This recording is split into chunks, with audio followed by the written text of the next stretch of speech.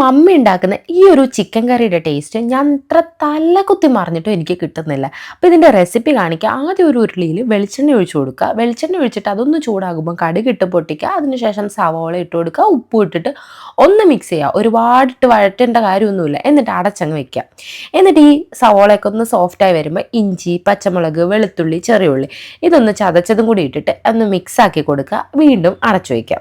എന്നിട്ട് ആ പച്ചമണമൊക്കെ അതിൻ്റെ ഒന്ന് മാറിക്കഴിയുമ്പം തക്കാളിയും അതുപോലെ കുറച്ച് കറിവേപ്പിലയും കൂടി ഇട്ടിട്ട് ഒന്നുകൂടെ മിക്സ് ചെയ്ത് ഒന്നും കൂടി അടച്ചു വെച്ചിട്ട് പിന്നെ തുറന്നിട്ട് പൊടികൾ ഇട്ട് കൊടുക്കുക. മുളക് പൊടി, മല്ലിപ്പൊടി, മഞ്ഞൾപ്പൊടി ഇത്രയും പൊടി ഇട്ട് കൊടുത്താൽ മതി. എന്നിട്ട് ആവശ്യത്തിന് വെള്ളമൊക്കെ ഒഴിച്ച് ഒന്ന് എടുത്തതിന് ശേഷം ഇതൊന്നും ഇങ്ങനെ തിള വരുമല്ലോ, ആ വരുന്ന സമയത്ത് ചിക്കനും കൂടി ഇങ്ങനെ ഇട്ട് കൊടുക്കണം. അപ്പം ഞങ്ങളുടെ വീട്ടിൽ ഒരുപാട് ആൾക്കാരുള്ളതുകൊണ്ട് കേട്ടോ ഇത്രയും വലിയൊരു ഉരുളിയിലൊക്കെ വെക്കുന്നത്. അത് നിങ്ങൾക്ക് എത്ര വേണോ അത്രയും ക്വാണ്ടിറ്റി നോക്കിയൊക്കെ വെച്ചാൽ മതിയേ.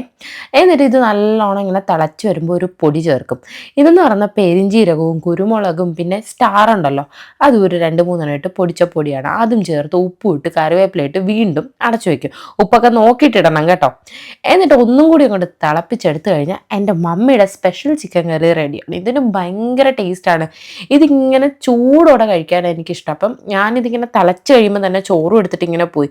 ചോറും നല്ല വെണ്ടയ്ക്ക വാട്ടിയതും പിന്നെ നല്ല അടമാങ്ങ അച്ചാറും എല്ലാം ഉണ്ടായിരുന്നു. അപ്പം ഇതെല്ലാം കൂട്ടി ചൂടോടെ ഒരു പിടി അങ്ങ് പിടിച്ചു കേട്ടോ.